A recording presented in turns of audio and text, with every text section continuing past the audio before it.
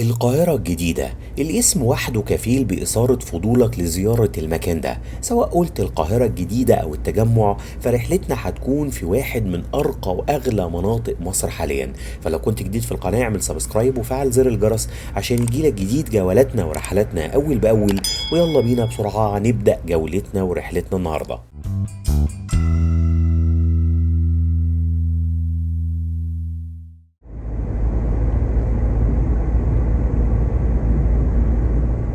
هنبدأ رحلتنا واحنا رايحين للقاهرة الجديدة وللتجمع من هنا، من الطريق الدائري ومن طريق الخدمة، وهنتمشى في رحلة طويلة نسبيا جوه التجمع.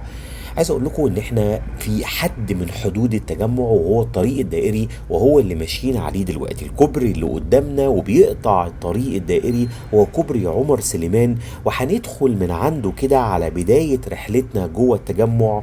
ومن قدام اللوحة اللي بتشير للقاهرة الجديدة وللتجمع الخامس هندخل يمين مباشرة، وهيكون اسم الشارع هنا محور جمال عبد الناصر. وعلى يمنا بيكون مجموعة من الكومباوندات، أو سواء على يمنا أو شمالنا، ومجموعة من المباني السكنية الجميلة جدا في المنطقة الراقية والغالية اللي موجودة على أرض مصر، وهي منطقة التجمع أو مدينة القاهرة الجديدة، وهي واحدة من مدن مصر الجديدة. احنا بالفعل دخلنا وعدينا الكوبري وبقينا موجودين بالفعل في محور جمال عبد الناصر، وموجودين في قلب التجمع الخامس. وعلى يمنا منطقة غرب الجولف. وزي ما حضراتكم شايفين بقى منطقة جميلة جدا. ومدينة القاهرة الجديدة تعتبر واحدة من أهم المناطق العمرانية حاليا في مصر. قدرت منطقة التجمع الخامس اللي احنا فيها ومع مرور الوقت انها تبقى من أكتر المناطق حيوية في كل القاهرة الكبرى. زي ما حضراتكم شفتوا كده احنا موجود على يمنا دلوقتي منطقة عمرانية جميلة جدا، وهي القطامية هايتس. ودي موجود فيها مجموعة كبيرة من ملاعب الجولف على امتداد مساحة ضخمة جدا من مساحات التجمع الخامس. احنا دلوقتي موجودين في ميدان عمر بن الخطاب، والطريق بيلف معانا يمين كده، وما زلنا بنتمشى ونستمتع بشوارع منطقة التجمع الخامس اللي موجودة جوه القاهرة الجديدة. عايز اقول لكم ان قدرت منطقة التجمع الخامس ومع مرور الوقت ان هي تبقى من اكتر المناطق حيوية في القاهرة. وعلى مدى السنين اللي فاتت يمكن اتغيرت شكل الخريطة الجغرافية في القاهرة، وبدأت مناطق كتير في الظهور، واهتم بقى مجموعة من المواطنين والمستثمرين بالمناطق دي. وكانت من اهم المناطق دي المنطقة اللي احنا فيها دلوقتي. طبعا مع مرور السنين محدش يقدر ينكر انها بقت منطقة مميزة وراقية وجميلة جدا بشكل كبير. زي ما حضراتكم شايفين معظم العمارات اللي موجودة وشايفينها هي ارتفاعاتها متساوية، مفيش ارتفاعات بتطغى على ارتفاعات تانية، وارتفاعات قليلة جدا، وده بيدي جمال للمنطقة. وزي ما حضراتكم شايفين الشوارع مميزة جدا ومتخططة بشكل كبير وواسعة جدا في منطقة التجمع الخامس. لسه موجودين في محور جمال عبد الناصر جوه التجمع الخامس، جوه مدينة القاهرة الجديدة، واللي بتعتبر واحدة من مدن الجيل الثالث. وبدأ العمل والإنشاءات في القاهرة الجديدة مع إنشاء الطريق الدائري. والطريق الدائري كان هدفه أنه يربط القاهرة الكبرى كلها بطريق حواليها. في الفترة دي كان في اقتراحات بإنشاء مجموعة من التجمعات العمرانية اللي بتحيط كده بالطريق الدائري، اتسمت التجمع الأول والثالث والخامس ومجموعة كبيرة من المسميات. كان صاحب المقترح ده وزير الإسكان ساعتها حسب الله الكفراوي. الغريبة ان بداية المخطط ده كانت التجمعات دي الهدف منها ان هي تخدم الطبقة المتوسطة او الطبقة الاقل من المتوسطة. لكن مع بداية المشروع عرفوا ان التكلفة الاجمالية هتكون عالية، لان منطقة القاهرة الجديدة اللي احنا فيها مرتفعة عن سطح البحر حوالي 180 متر واكتر. وده كان بيخلي عملية امداد المرافق اللي فيها مكلف بشكل كبير. هنا بقى سابوا فرصة للاستثمار الخاص. بدأت بقى الكومباوندات والمشاريع الفاخرة والراقية جدا ان هي تظهر زي ما حضراتكم شايفين في منطقة او في مدينة القاهرة الجديدة وفي مناطقها العمرانية المختلفة.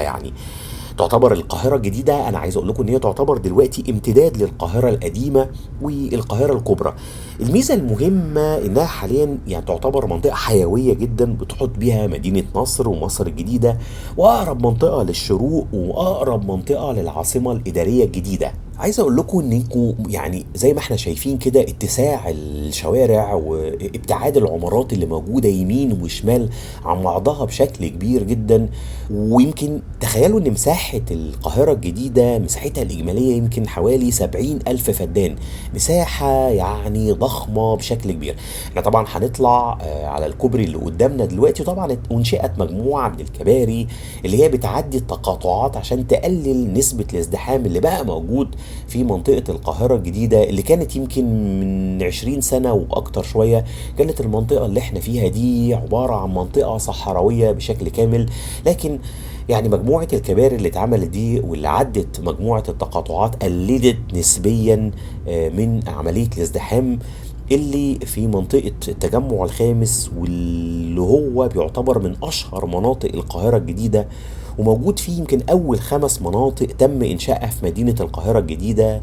التجمع الخامس زي ما حضراتكم شايفين شوارعها واسعة ومليانة بالمساحات الخضراء، موجود هنا كل الخدمات، مولات ومدارس ومستشفيات. يمكن بحاول إن أنا أكتب لكم أسماء المولات وأسماء المدارس وأسماء الجامعات وأسماء المعاهد اللي احنا هنعدي عليها طوال رحلتنا، وأسماء برضو الميادين الكتيرة جدا اللي هنعدي عليها طوال رحلتنا جوه مدينة القاهرة الجديدة وجوه التجمع الخامس. يمكن بدأ البنى هنا في التجمع الخامس مع بداية الألفية، يمكن من أشهر الكومباوندات اللي موجودة في التجمع الخامس ماونت فيو اي سيتي وكومباوند الباتيو، ومجموعة تانية من الكومباوندات والمجتمعات أو التجمعات العمرانية.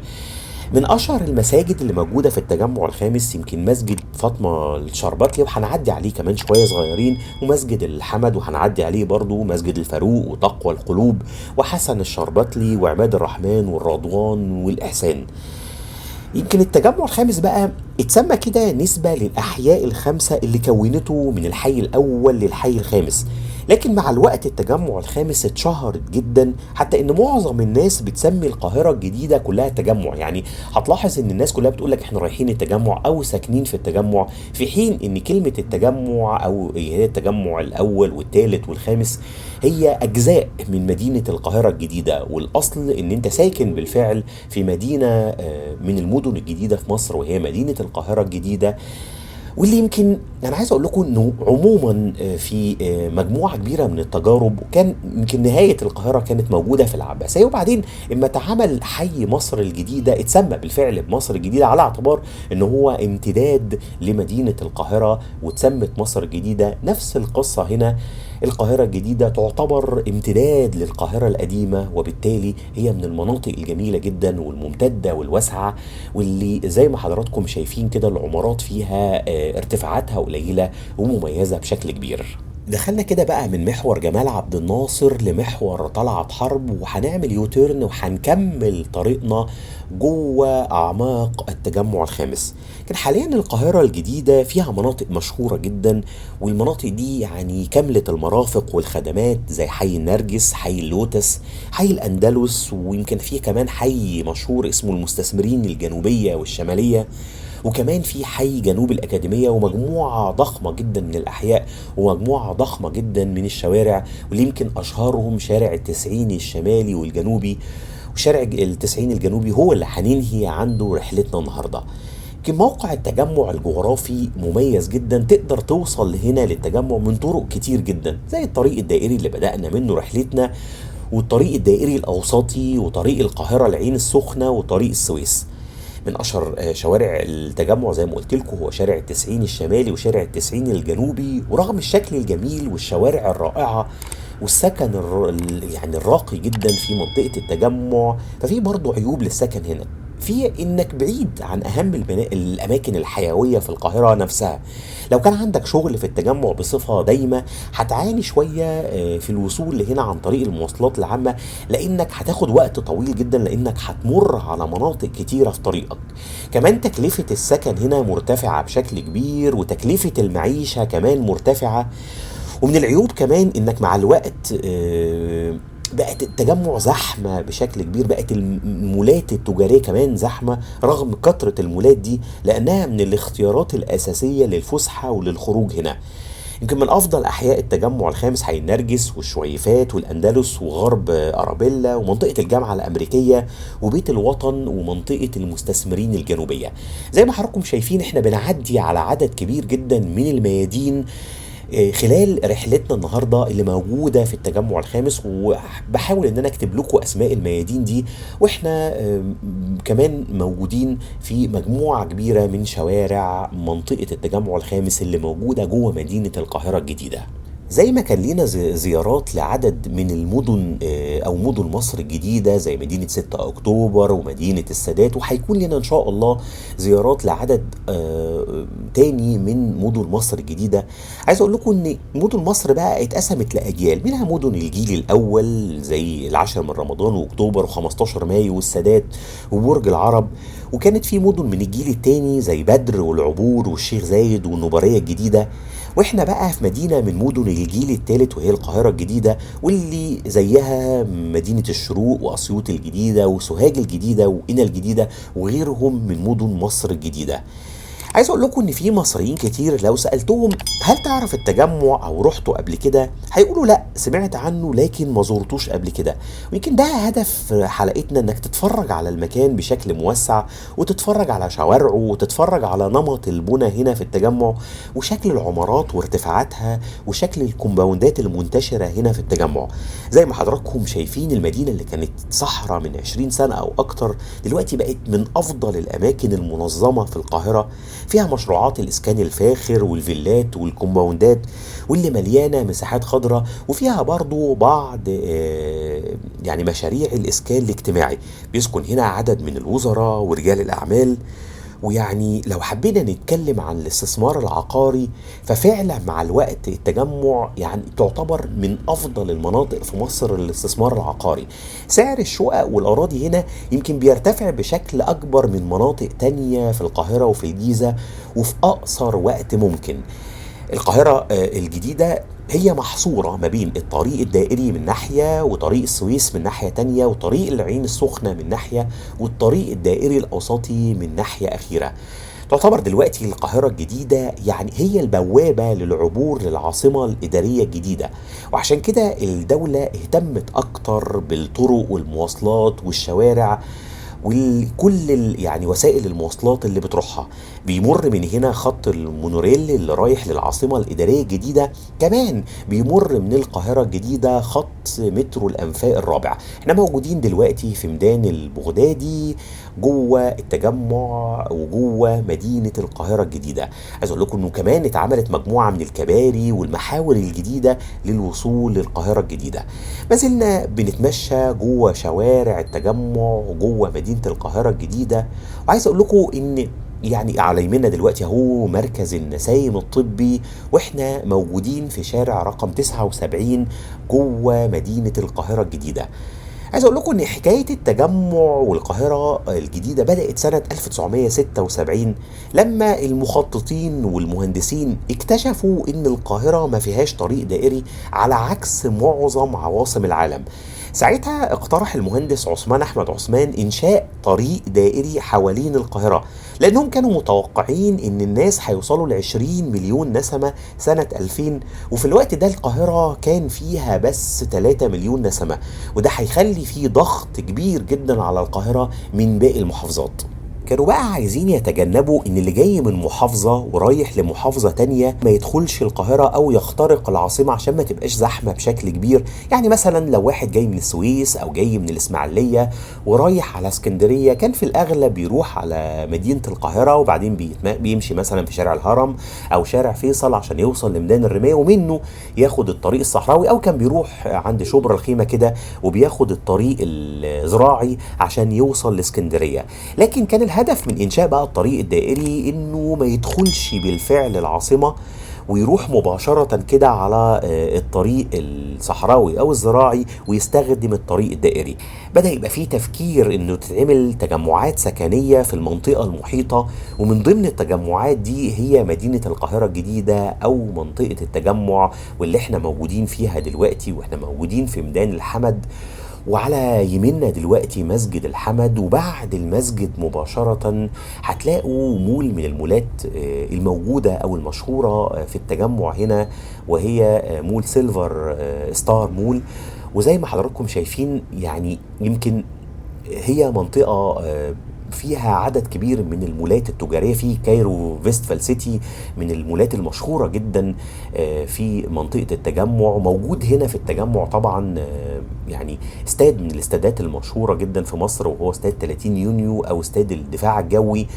موجود هنا محور المشير، موجود هنا المركز الرئيسي للمعارض في مصر دلوقتي، وهو مركز مصر للمعارض الدولية، واللي بيتعمل فيه مجموعة كبيرة من المعارض، ومن ضمنها معرض الكتاب المشهور جدا في مصر. زي ما حضراتكم شايفين برضو احنا في ميدان من الميادين، وهو ميدان الساعة. كان في يعني ساعة كده معمولة على شكل ساعة بيج بن اللي موجودة في لندن في انجلترا. احنا موجودين في دلوقتي في شارع اسمه شارع أخناتون، ولسه بنتمشى جوه شوارع التجمع جوه مدينة القاهرة الجديدة. عايز اقول لكم ان هنا موجود مستشفيات زي المستشفى الجوي التخصصي، ومستشفى تبارك الدولي، مستشفى القاهرة الجديدة، ومستشفى اهل مصر، والقطامية كلينيك. عايز اقول لكم كمان موجود في مجموعة كبيرة من الجامعات والأكاديميات والمدارس زي مدرسة أخناتون المصرية للغات، وهي اللي موجودة على شمالنا دلوقتي. موجود هنا كمان الجامعة الأمريكية، موجود الجامعة الألمانية والجامعة الكندية، وأكاديمية القاهرة الجديدة، وجامعة المستقبل في مصر، وأكاديمية الشرطة، وموجود كمان مدرسة يابانية. لو بنتكلم بقى عن النوادي اللي موجودة في التجمع، هتلاقي نادي القاهرة الجديدة وملاعب الجولف اللي موجودة في القطامية. احنا موجودين دلوقتي في ميدان بوري، هنلف لفة كده في الميدان، وبعدين هندخل على شارع الأمل، ومن شارع الأمل هنروح على شارع التسعين الجنوبي، وهو الشارع اللي هننهي عنده رحلتنا النهاردة.